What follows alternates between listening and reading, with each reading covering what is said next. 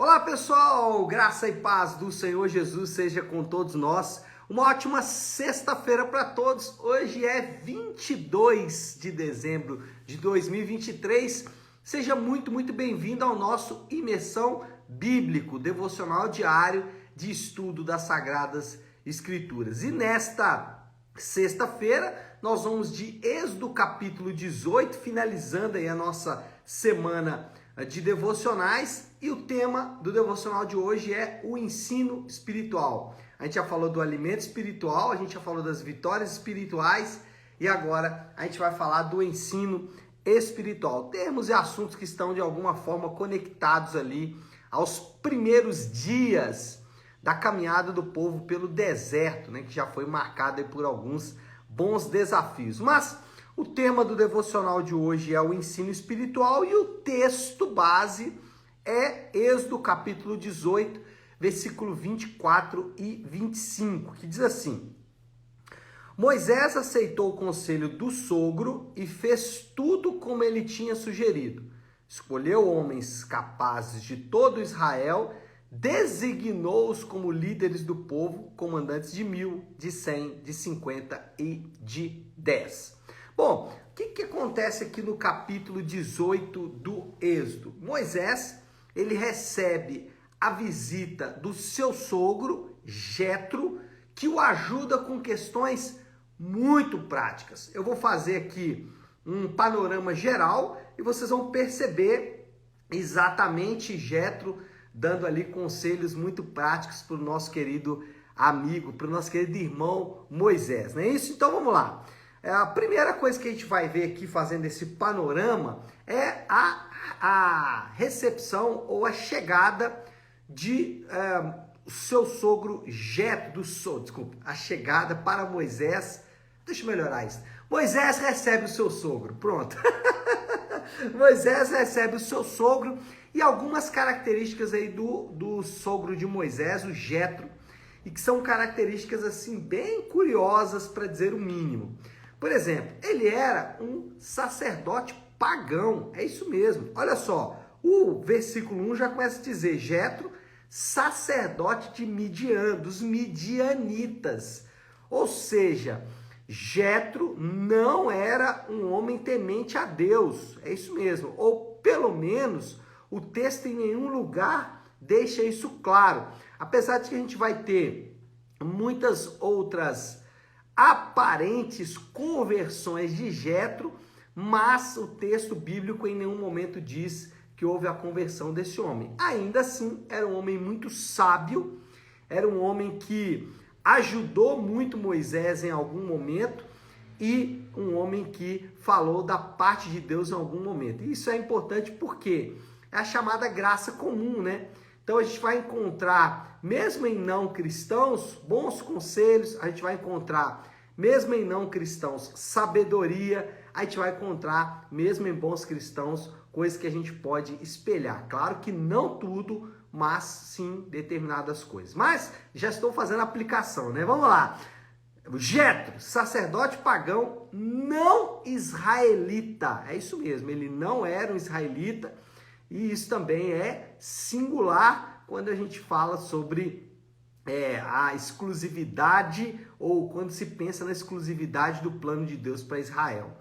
A menção do seu parentesco com Moisés elimina a questão meramente religiosa. E isso aqui é muito legal. O texto cita é bom, né? O texto cita Jetro como sogro de Moisés pelo menos 8 vezes, mostrando que o parentesco tem proeminência sobre a questão religiosa ou espiritual. Jetro era um bom conselheiro porque era sogro de Moisés e não porque era um sacerdote pagão. Moisés também recebe a sua família de volta, versículo 2, Moisés tinha mandado Zípora, sua mulher, para a casa de seu sogro Jetro, que a recebeu. Então, provavelmente ali quando as questões ficaram mais intensas com Faraó, Moisés mandou a família voltar para a casa do pai e agora recebe de volta. Moisés faz um relato detalhado dos acontecimentos no Egito, está lá no versículo 8, Moisés relata detalhes por detalhes do que aconteceu com Faraó, que não vale nem a pena a gente voltar aqui, porque falamos bastante já nos últimos dias. Jetro adequadamente responde ao que Moisés proclama sobre o Senhor. Olha aí, daqueles indícios, né, que eu falei sobre possível conversão aí de Jetro, né? Bendito seja o Senhor que libertou vocês das mãos dos egípcios e do faraó e que livrou o povo das mãos dos egípcios. Então, Jetro faz algumas dessas declarações aí que aparentemente mostram algum sinal de conversão, mas, como eu volto a dizer, não podemos afirmar isso com certeza, porque o texto não nos dá base para isso. Já na segunda parte aqui do texto, a partir do versículo 13, Jetro questiona Moisés acerca de sua prática ministerial. Jetro vê ali que Moisés todos os dias fica sentado e o povo de pé para resolver questões relacionadas às práticas civis, né? Uma nação vivendo ali, quais eram as leis dessa nação. Então Jetro questiona Moisés, como assim, cara? Você vai ficar o dia inteiro aqui ouvindo esse povo, o povo em pé, isso não é muito saudável, nem para você, nem para o próprio povo. Ele sugere que Moisés escolha auxiliares para ajudar na tarefa, versículo 18, 21. Olha esse versículo 21, gente, como que ele é precioso. Mas escolha dentre todo o povo homens capazes, tementes a Deus, dignos de confiança e inimigos de ganhos desonestos. Estabeleça-os como chefe de 1.000, de 100, de 50 e de 10. Então, existia ali uma qualificação, daqui a pouco a gente vai falar sobre isso. Por último, Moisés aceitou e com a aprovação de Deus, implantou o sistema proposto por seu sogro. Moisés, então, consulta o Senhor e com a aprovação de Deus, implanta, então, todas as sugestões do seu sogro. Algumas ponderações, vamos para a parte prática agora, né? O que a gente pode pegar de tudo isso aí que a gente falou sobre a visita de Jetro a Moisés, seu conselho e também ali os diversas conversas entre Moisés e Jetro? Primeiro, percebemos alguma similaridade com a igreja do Novo Testamento. Eu até falei que igreja do Novo Testamento, mas depois fiquei pensando, até entre os profetas eram pregadores, tá? Isso é importante.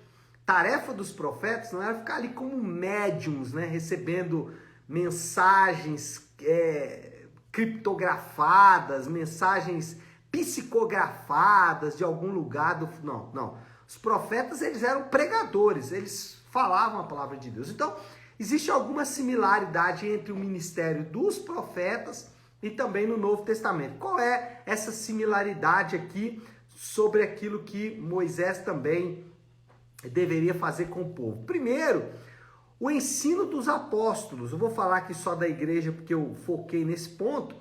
Então, o ensino dos apóstolos, ou seja, um conteúdo específico, aqui em Moisés também era um conteúdo específico. Então, nós não estamos falando de qualquer conteúdo. Então, não é conteúdo de autoajuda, nem motivacional, nem conteúdo, diverso, do livro XYZ.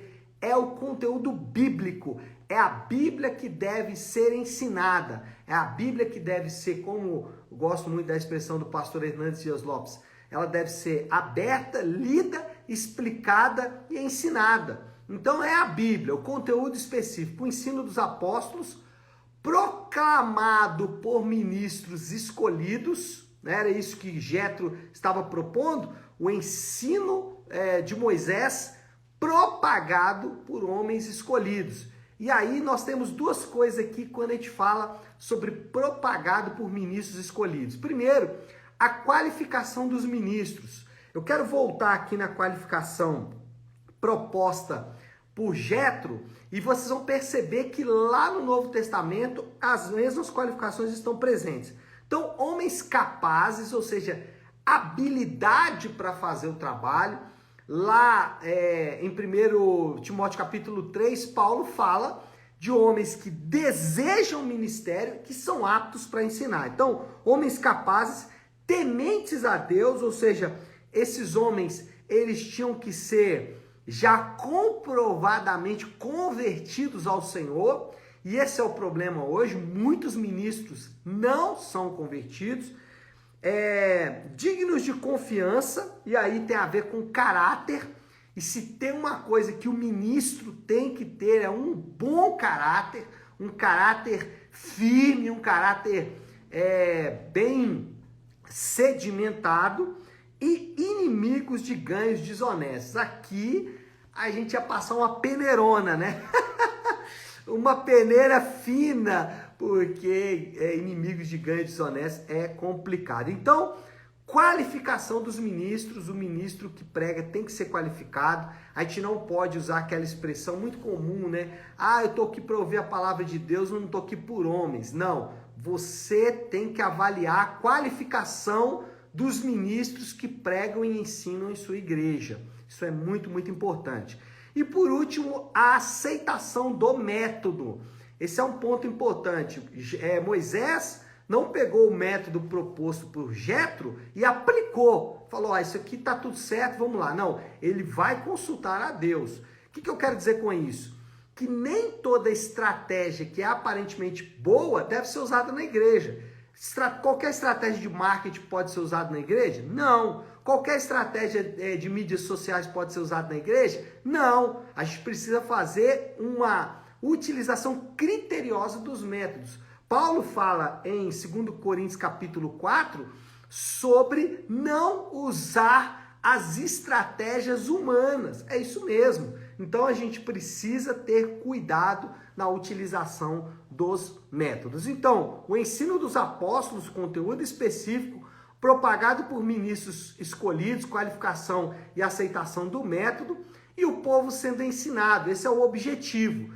O objetivo é o ensino do povo. Então, meu querido irmão, meu amado irmão, você não vai no culto para se sentir bem, para receber uma palavra de esperança, uma palavra de Deus. Não, o objetivo de participar do culto público do Senhor e das atividades da igreja é aprender a palavra de Deus, é ser ensinado quanto às leis e às ordenanças de Deus. E o ministro, ele precisa te ensinar a palavra de Deus. Por quê? Porque esse é o objetivo de você estar ali. O seu foco em estar ali é aprender a palavra de Deus. E com esse último aspecto aqui, eu pego um gancho para falar sobre a chave para resolver todas as questões dos homens, que é o Evangelho. Aqui no livro, no texto de Êxodo capítulo 18, para que o povo ficava o dia inteiro em pé, esperando para Moisés trazer ali algum veredito sobre a vida deles? Eles ficavam ali porque eles queriam descobrir a lei de Deus para aplicar em suas próprias vidas. O que é isso? É o desejo de todos nós desejamos fazer a vontade de Deus. E aqui eu vou ampliar esse desejar fazer a vontade de Deus.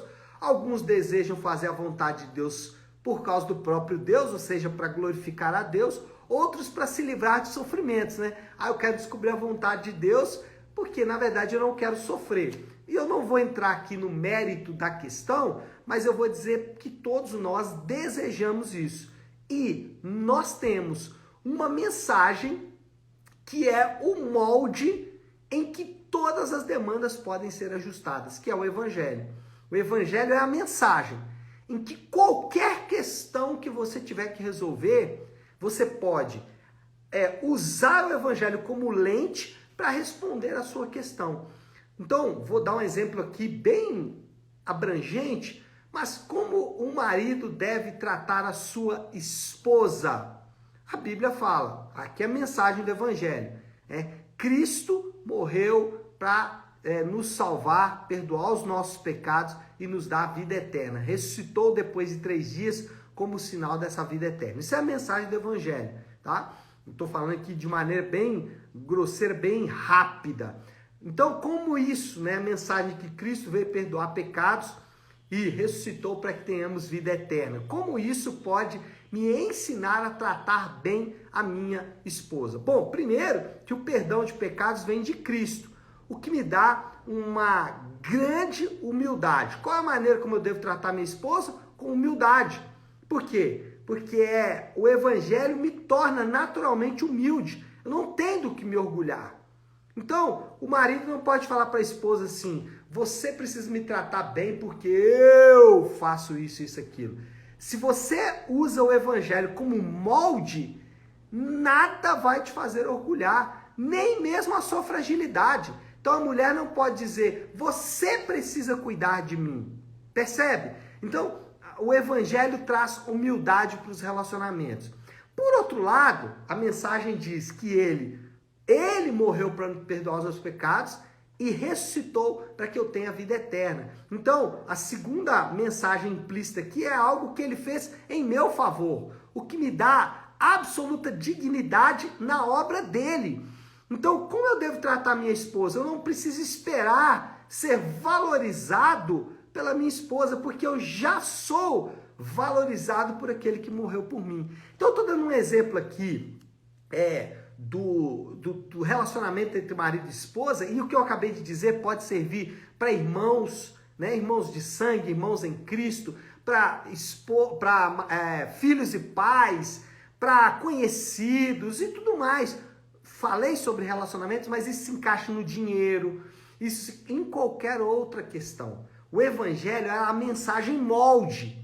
É a mensagem molde. O que o povo estava ali em pé o dia inteiro querendo ouvir é o que nós ouvimos. Percebe? O que eles estavam ali ansiosos para ouvir é o que nós ouvimos. É a mensagem do Evangelho. É a mensagem que funciona como um molde, onde toda a nossa vida vai ser ajustada. Moral da história, já para a gente concluir. Os crentes são chamados a viver as suas vidas à luz do Evangelho. A mensagem de Deus não é apenas para salvação, mas para ensinar a forma correta de viver. Eu não sou apenas salvo pelo Evangelho. O Evangelho é o molde pelo qual eu devo viver a minha vida também. Então a graça não é só para salvação. A graça é para me ajudar também a viver e viver muito bem. Desafio do Léo. Qual é a aplicação final aí para a gente poder orar nessa sexta-feira, encerrando a nossa semana de devocionais? Aplicação simples, né, gente? Precisamos do Evangelho. Já que o Evangelho é o molde, já que o Evangelho é essa forma que toda a minha vida pode ser ajustada a ele, então eu preciso dele. Então nós precisamos do Evangelho. Nós precisamos da mensagem de Cristo, pregada por homens fiéis, que foi o primeiro ponto que a gente falou.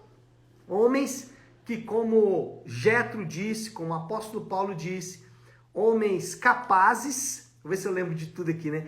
Capazes, tementes a Deus, dignos de confiança e que abominam ganhos desonestos. 4 qualificações aí já passaria uma grande peneira, né? Já estou avaliando a minha vida aqui para ver se eu passo nessa grande peneira aqui de Moisés, de Jetro. E aí é muito importante porque, inclusive, os pregadores têm que pensar nisso, eles têm que se autoavaliar, porque eles podem estar, em vez de fazendo a obra de Deus, fazendo a obra ou para eles mesmos, ou, na pior hipótese, para o próprio Satanás. Vamos orar? Vamos colocar tudo isso aí diante de Deus? Vamos, e como eu gosto de fazer, sexta-feira, encerrando semana de devocionais, gosto de encerrar com a oração que o Senhor nos ensinou, com a oração do Pai Nosso. Pai nosso que estás nos céus, santificado seja o teu nome. Venha o teu reino, seja feita a tua vontade, assim na terra como no céu. Dá-nos hoje o nosso pão de cada dia. Perdoa as nossas dívidas, assim como perdoamos aos nossos devedores. E não nos deixes cair em tentação, mas livra-nos do mal, porque teu é o reino, o poder e a glória para sempre. Amém. Amém, pessoal? Bom, então é isso. Nós vamos ficando por aqui, só deixando um recado muito importante. Na segunda-feira, dia 25 de dezembro, nós, por motivos óbvios, não temos aqui o nosso devocional. Mas 26, terça-feira, já estaremos aqui de volta, tá bom? Deus te abençoe, ótima sexta-feira para você, um Feliz Natal, né, para todos nós. Um Feliz Natal para você, para toda a sua família e para toda a sua casa. E nós nos encontramos aqui no dia 26, tá bom? Deus abençoe e fiquem com Deus.